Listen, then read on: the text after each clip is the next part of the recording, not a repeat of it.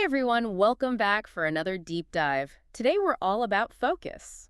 Yeah, focus. Who doesn't need more of that, right? Seriously. Especially these days, I feel like our attention is pulled in a million A directions. million is probably putting it lightly. Right. So we're going to unpack some really cool insights from a podcast episode we listened to all about, well, the power of focus. It's a fascinating topic, and there's Mhm. so much research out there about how our brains work and don't work when it comes to focusing. Yeah, and this episode really breaks it down, like why it's so hard to focus in the first place and what we can do about it. It's funny because we all know focusing is important. Right. But it's like, how do we actually do it? Exactly. Yeah. Like knowing something and actually doing it are two different things. So this episode we're diving into had some really interesting points about that, like why focus even matters.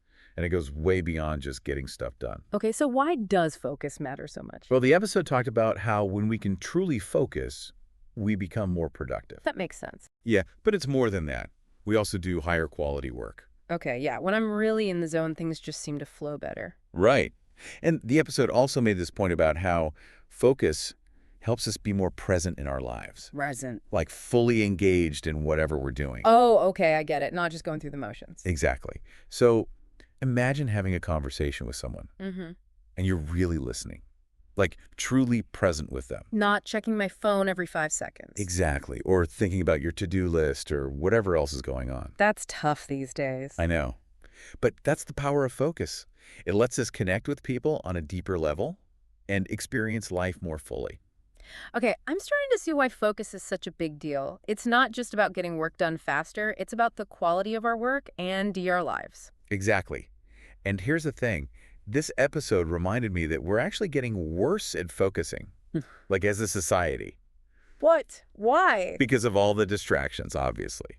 Oh, right. Makes sense. Our phones, the internet, everything's constantly vying for our attention. Yep. And some studies even compare our attention spans to goldfish now. Goldfish. Seriously. I know, it's kind of depressing. Ouch. But it shows how big of a problem this is. We're losing our ability to focus. So, okay, we get it. Distractions are everywhere. Yeah. But what's actually happening in our brains when we get distracted? Well, this episode dives into the science of it, and it's pretty fascinating. Have you ever heard of the dopamine loop?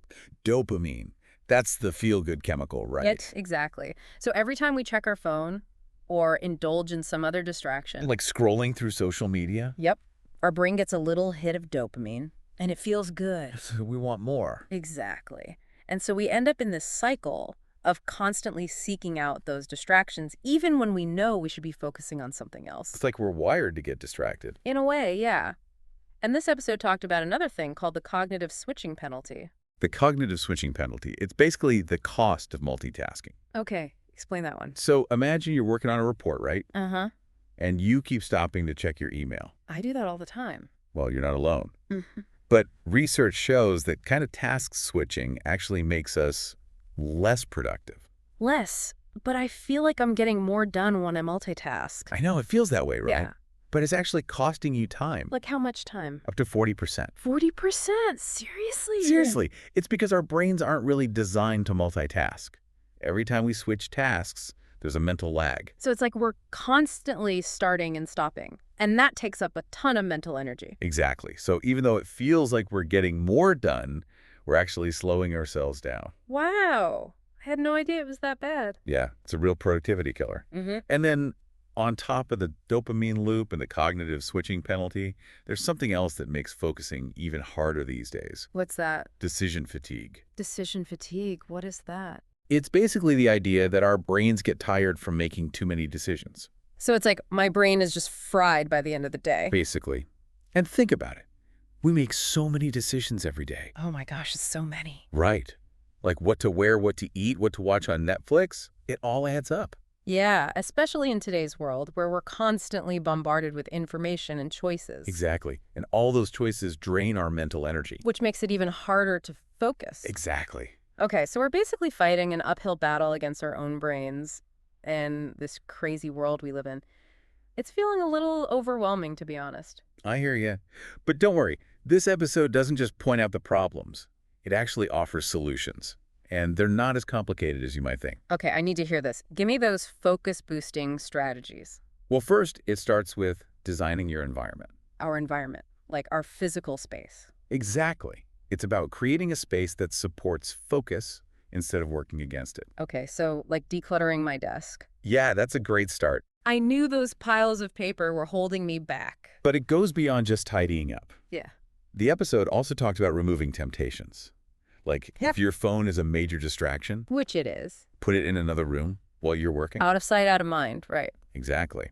And you can even use apps to block distracting websites and social media. Okay, so we've decluttered and banished our phones. What's next? Setting clear goals. Goals. Okay, yeah, I like making lists. To-do lists. Right. But instead of having this massive to-do list that stresses you out, Yeah, I have one of those. try starting your day by choosing just 1 or 2 key tasks you want to accomplish. Just 1 or 2. Yep. It gives your mind direction and reduces the urge to wander. And when you're ready to tackle those tasks, you can try something called a Pomodoro technique. The what? Pomodoro, like the tomato. It's basically a time management method where you work in focused bursts. Okay, how does it work? You set a timer for 25 minutes, work on your task without distractions, then take a 5-minute break, and you repeat that cycle a few times. Interesting. So it's like building in those breaks so you don't get burnt out. Exactly. And it can be really helpful for people who struggle with long stretches of focused work. Okay, I'm definitely going to try that. But Okay. let's be real. The biggest challenge for me is all the digital stuff. Right. And this episode has some great tips for setting digital boundaries. It might sound drastic, but try turning off those non-essential notifications. You mean like all the pings and buzzes from email and social media? Yep, all of it. Those are like little attention thieves. So true. It's like I'm trained to respond to every notification instantly. And that keeps us in this constant state of distraction. So try turning them off and see what happens. What if I miss something important? You can always schedule specific times to check your email and social media. You don't have to be connected 24/7. Okay, that makes sense. And if you're feeling really brave, try creating some phone-free zones in your home. Like no phones in the bedroom. Exactly. Or maybe the dinner table is a no-phone zone. It's about reclaiming those spaces for connection and presence. I like that. It's about being intentional with our tech instead of letting it control us. Exactly. And this brings us to one of my favorite topics, mindfulness. Mindfulness. Okay, I've heard that word a lot, but I'm not really sure what it means. Basically, it's about paying attention to the present moment without judgment. So like noticing my thoughts and feelings. Yes. And your breath, your body, your surroundings, it's about being aware of what's happening right now without getting swept away by it. Okay, but my mind is always racing. How do I actually quiet it down? Well, that's where the practice comes in. It's not about stopping your thoughts altogether. It's about noticing them and letting them go. So like not getting caught up in all the mental chatter. Exactly. And one of the simplest ways to practice mindfulness is through breathing exercises. Breathing exercises, like just taking deep breaths. Yep.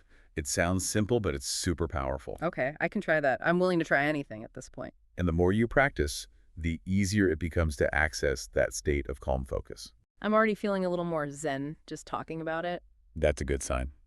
And one last tip from this episode is about understanding your digital habits. Okay, like how much time I spend on my phone. Exactly.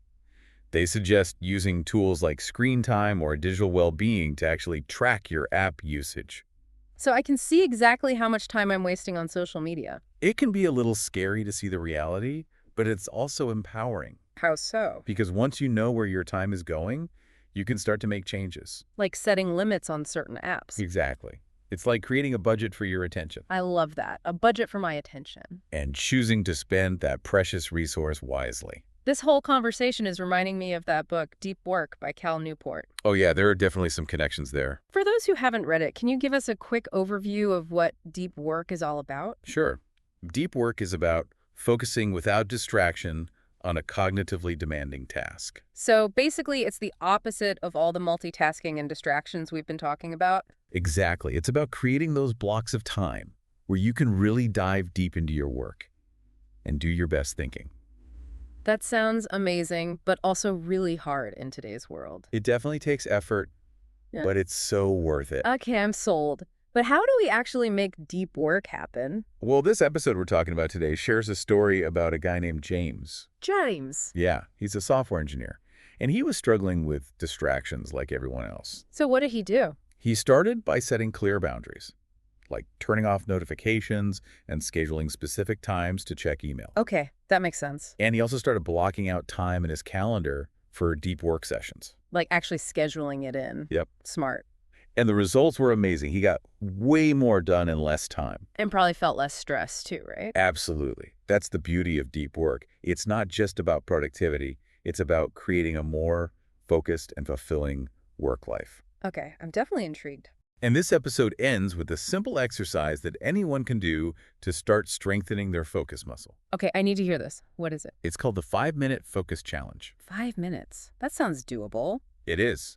All you have to do is set a timer for 5 minutes and choose any task. It could be reading, writing, meditating, anything. The key is to commit to that task for the full 5 minutes without getting distracted. So no checking my phone or getting up for a snack. Nope. It's about training your brain to stay focused. And when your mind inevitably wanders, just gently guide your attention back to the task. So it's like a mini workout for my focus muscle? Exactly. And you can gradually increase the duration as you get better at it. This is great. I'm definitely going to give this a try. I think you'll be surprised at how much of a difference even 5 minutes of focused attention can make. It's funny how we spend so much time thinking about productivity hacks and time management, but we rarely consider the actual space we're working in. It's true. We tend to focus on the doing and not the being part of productivity. And this episode really highlights how our environment can either support or sabotage our focus. It's like setting yourself up for success or failure before you even begin. Exactly. So let's dive into some specific tips. What can we actually do to design a workspace that promotes focus? Well, we've already talked about decluttering, Right, clear the clutter. Out of sight, out of mind. but it goes beyond that. The episode also talked about bringing in elements of nature. Plants. I do love having plants around. Me too. Studies have shown that even just having a small plant on your desk can reduce stress and boost concentration. Really. It's amazing how much of an impact something so simple can have. What about natural light? I always feel more alert when I'm working near a window. Natural light is huge EE for our well-being. It helps regulate our sleep-wake cycles, improves mood, and yes, can even boost focus. So if possible, we should try to position our desks near a window. What if you're stuck in a windowless office, though? Then you might consider investing in a full-spectrum light. A full spectrum light. Yeah, it mimics natural sunlight. It's not quite the same as the real deal, but it can definitely help. Okay, that's good to know. What about color? Does the color of my workspace actually affect my focus? You bet it does. Colors can have a huge impact on our mood and concentration. So, like, certain colors are better for focus than others? Exactly. For example, you might want to avoid bright, stimulating colors like reds and oranges in your workspace. Really? I actually have a bright red accent wall in my office. While those colors can be great for creativity and brainstorming, they can also be a bit too stimulating when you're trying to buckle down and concentrate. So what colors would you recommend for a focus-friendly workspace? Cool blues and greens are known for their calming effects. It's funny you say that. I actually find myself drawn to those colors when I need to focus. And there's a reason for that. They can help create a sense of peace and tranquility, which is conducive to concentration.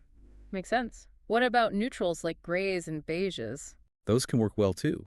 They create a more minimalist and serene environment, which can help minimize visual distractions. This is making me rethink my whole office decor. I never realized how much of an impact these things could have. It's amazing how much our surroundings influence us, right? It really is. Yep. So we've talked about decluttering, natural elements, and color. Anything else we can do to make our workspaces more focus-friendly? Don't underestimate the power of scent. Scent. You mean like aromatherapy? Exactly. Certain essential oils like lavender, peppermint, and rosemary Right. have been shown to improve focus and cognitive function. Really? I've heard about lavender being calming, but I didn't know about the others. Yeah. You could try a diffuser or even just a scented candle with those oils. It can make a big difference. It's like creating a multisensory experience that primes your brain for focus. I love that. Mhm.